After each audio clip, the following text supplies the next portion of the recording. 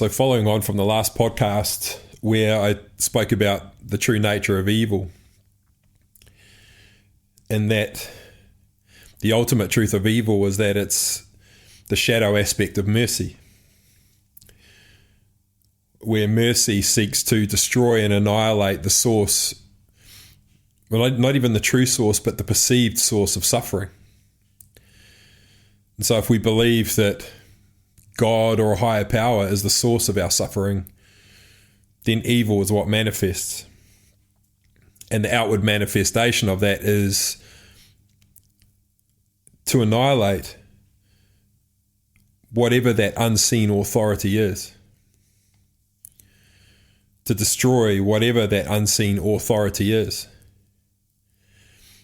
You know, whether you're someone who's being, whose country is being occupied by another country, evil is what manifests. And it will manifest as an authentic desire to annihilate the source of that suffering. Nothing you can do to stop it. Nature arises. Same thing. If you believe God is the source of your suffering, but you also hold a fear of that God, I mean, that is where things start to get really twisted. Because the evil that's manifesting within you, that has an authentic desire to destroy the source of its suffering, being an unseen God. How can you annihilate that source of suffering when you can't even see it, you can't even feel it, you can't even touch it?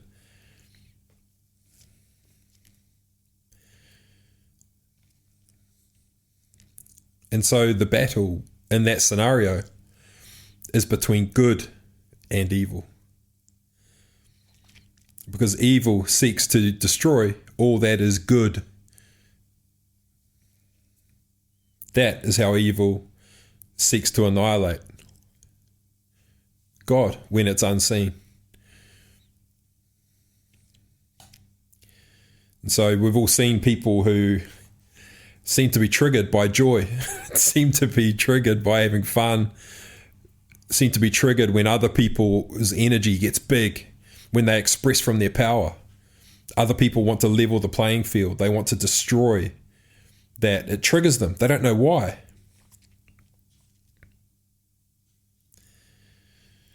And that's why people who stand in their power all the time, when someone who is holding a belief that God is the source of their suffering, when they sense the presence of that power within someone else, then they take it out on that person, seeking to destroy the source of their suffering, always. As an act of mercy, nature just arises. You can't stop it. Your perception of the source of your suffering will trigger mercy, and mercy is relentless and it is ruthless. So that raises a lot of questions, and a friend of mine asked me quite a few questions after listening to that last podcast. You know, and I get it, because it seems like there is this power. There is this power, and even you can, by the way I speak and the topics I talk about, they go into spirituality. And so surely I must believe in a power greater than myself. And I just want to distinguish between two things here. There is a power, of course, absolutely, that is much, much greater than myself. But that's much different to perceiving an unseen authority that has control over my life, that is seeking to punish me. Very, very, very, very different perspectives. And so the best way I can describe it is to share a metaphor. And that metaphor is of a human body. So I could be going about my life and God knows what's going on within my body. No pun intended. With my liver, with my kidneys, with my heart, my bones, the cells in my blood, the plasma. What's going on? What's happening with that stuff? It could be anything actually happening. You see, me as the consciousness of this entire body, of the mind and this body and the spirit, the hybrid of all three. That's what I identify myself as. Now, I cannot control my liver. I have absolutely no control over my liver. It is totally sovereign. But I'm a power much greater than my liver, surely. Of course. Of course. But I still can't control it because it is sovereign. It is free. You see, this is the beauty of nature, is that everything is symbiotic. The fact that my liver is following its nature means that I'm thriving, or at least have the opportunity and capacity to thrive. I couldn't get my liver to change its nature even if I wanted to. I have no power over it. It is sovereign. It is totally free, but we are entirely interdependent. You see? But all we're doing is following our nature. My liver is busy being a liver. All of its cells are busy being whatever the hell those are. My bones are busy being bones. The marrow is busy being marrow. I have zero control over any of those aspects of my body. You see? So me, as the power that's much greater than the sum of the individual parts, I still have no control over the individual components. I still have no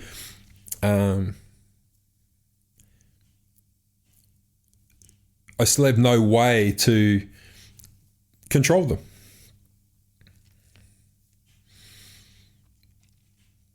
And so you can see from this perspective, you realize that you're free. Yes, you are like a cell within a greater body. And that greater body is much more powerful than the sum of the individual parts. But the individual parts within it are all free. They are sovereign. And by following their nature, they are totally free to wield their power and their gifts in the way that they like. I mean, I don't exactly know what the function of the liver is and how it works, but however it works, whatever crazy alchemy that goes on, those are its gifts. And it's free to express itself using those gifts. And there's nothing that can stop it. Nothing.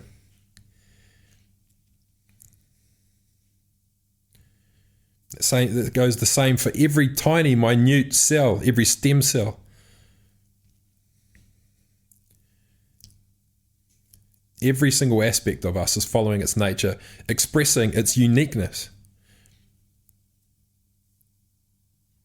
And the profound and beautiful result is that I exist because of it. So you can see that interdependency, it exists. Extraordinary diversity of trillions of uniquely individual cells working symbiotically together, following their nature. Just by following their nature, it's enabling me to have the experience I'm having now. I don't control any of it. But the harmony of all of those aspects of me is enabling it. I mean, when you really understand this, the beauty of it is it's pretty hard to process. You just can't believe that something has evolved to such a state that this form of conscious awareness is available. This form of expression of what existence is. This is how evolved it has become. And so what I would say is that stop thinking of it as God. My liver doesn't worship me, I can promise you. It doesn't worship me, especially after a night out. It's not worshiping me. But it probably thinks I'm punishing it. But you see, it doesn't. It's just following its nature, adapting to its environment.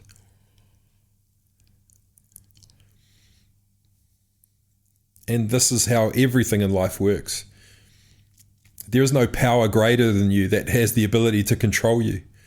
It is only your nature that influences you. And for you, that's your genetics, your DNA.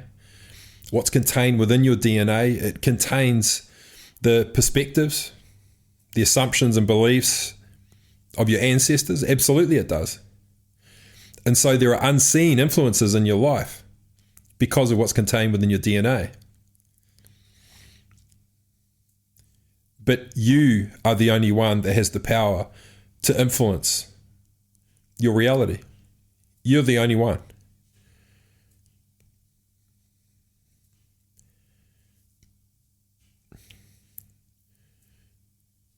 Because it's only when something in your reality is not to your liking, it's an obstacle to you realizing higher and higher states of consciousness and realizing higher and higher potential of who and what you can become.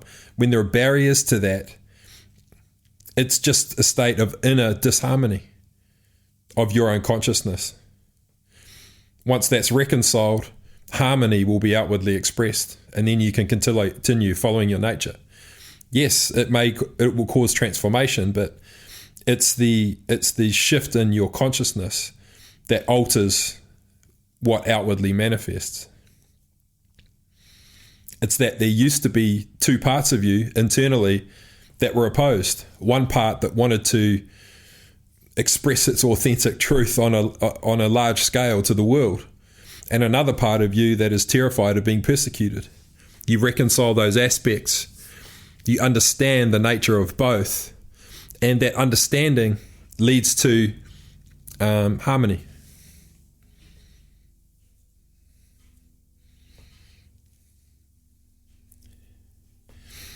So it's all about an inward journey.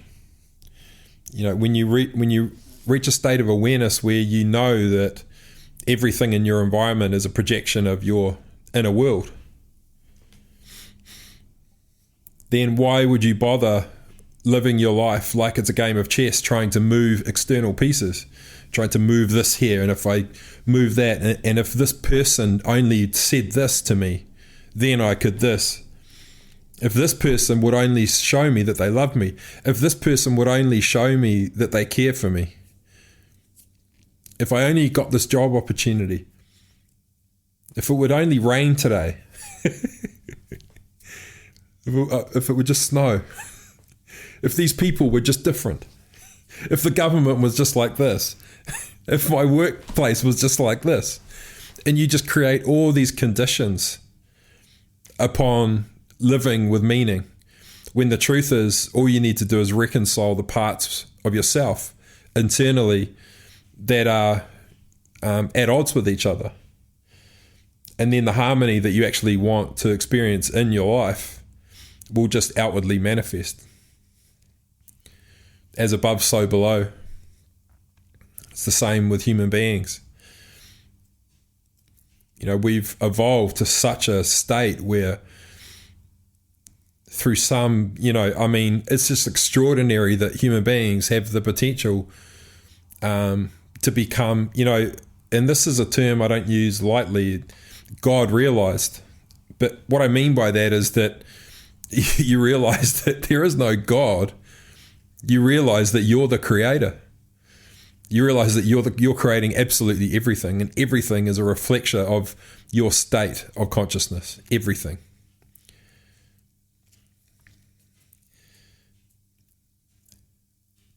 And I would say, if you wanted to breed a culture within your environment that is conducive to elevating yourself to higher and higher states, it is to be continually challenging your assumptions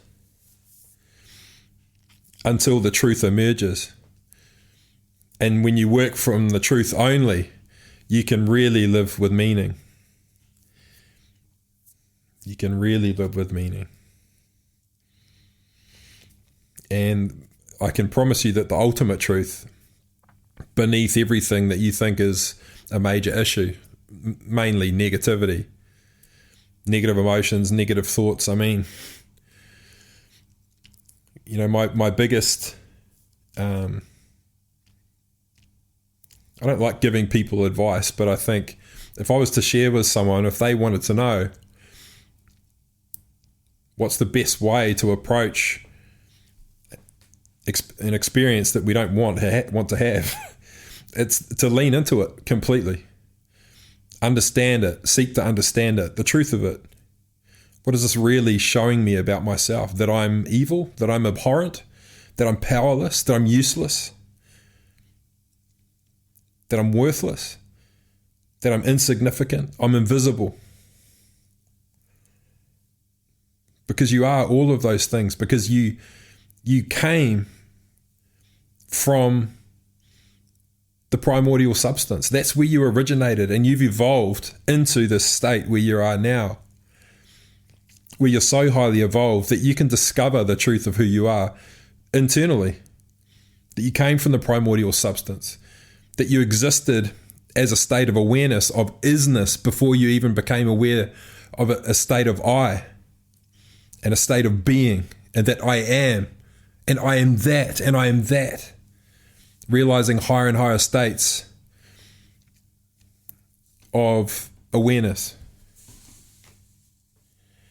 You find it all within yourself. And when you know the truth of who and what you are, you realize that you are just part of a body, one ginormous, extraordinary, unbelievable body that is just following its own nature. And in the same way that if I want to pick up my glass here and take a sip, I don't ask my hand or my fingers to do it. I just wield my power, and it is done. That's how you have the opportunity to live your life, because you're in total control of absolutely everything. Understand your genetics, understand how it influences your external life. Realize how you can utilize your internal life in order to manipulate the external life. And manipulation is actually, a lot of people don't like that word, but if you've got a lump of clay, you manipulate it until you can see what it is that you want, until your vision for what that piece of clay could become is realized. Manipulation is, don't you want to manipulate the world and bend it to your will? If you hold shame about that, reconcile it, because the reality is, and the ultimate truth of everything is that every human being wants to bend their reality to their will, because we all want to receive what it is that we want. And the truth is, ask and it is given. And when I say ask, asking is not asking God or some higher power. Asking means to command it, because you know that you're not asking to receive it. You're actually becoming that. I am that. I am that. I am a human being who is empowered and in control of their life.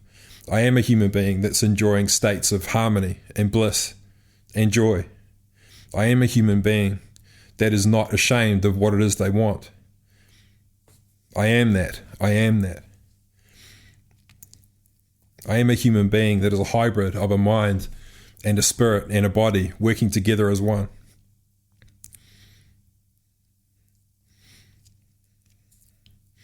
And so as the liver inside the greater body, just be a liver.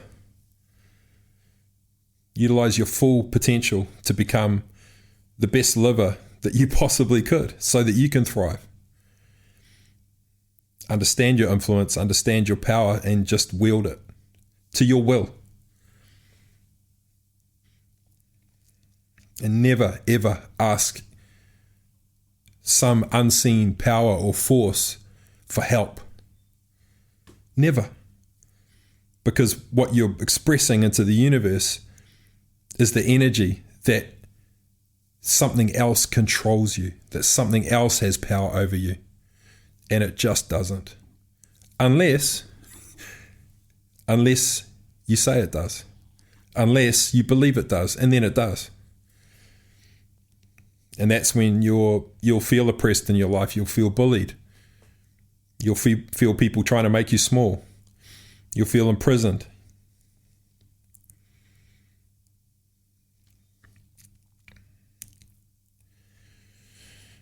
And that feels like the right place to end that. So hopefully that's shed some light on understanding, God. and the true nature of your power. Okay, that's it for now. Catch you soon.